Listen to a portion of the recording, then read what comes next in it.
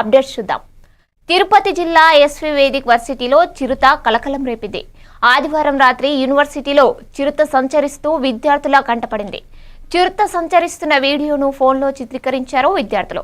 Hostel పరిసరాలలో చిరుత సంచారంతో విద్యార్థులు భయాందోళనకు గురయ్యారు. 3 రోజులుగా యూనివర్సిటీ ప్రాంతాల్లో చిరుత సంచరిస్తోంది.